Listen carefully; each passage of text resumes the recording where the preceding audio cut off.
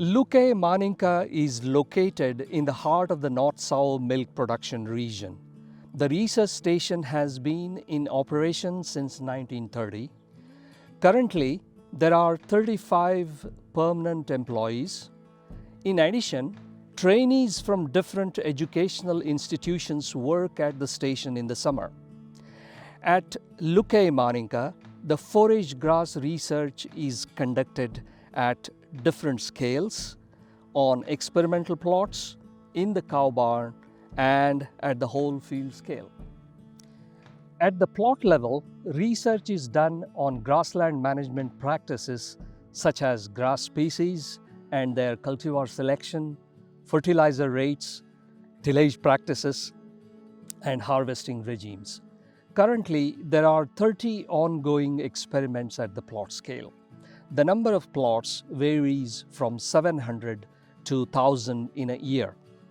The cow barn, built in 2009, has the capacity for 120 dairy cows and calves. The research topics include feeding trials with cereal and legume grass forages, the impact of grass harvesting regimes on cattle feed intake is also studied. Experiments also include animal behavior and welfare aspects as well as new technological developments. A farm-scale biogas plant is located next to the cow barn. The biogas plant produces heat and electricity for 20 households. However, all energy from the biogas plant is currently used for the energy needs of the research station farm. Environmental effects of grass farming practices have been studied at the lysimeter field since 1986. Nowadays, these studies are supported with a new research platform, a climate chamber called simu. In simu, different weather patterns simulating climate change scenarios can be created and their impact on the soil health and runoff can be analyzed.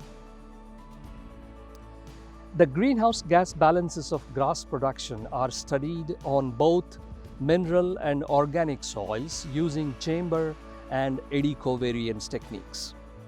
The future research themes include nutrient use efficiency of forage grasslands with a focus on above and below ground carbon dynamics.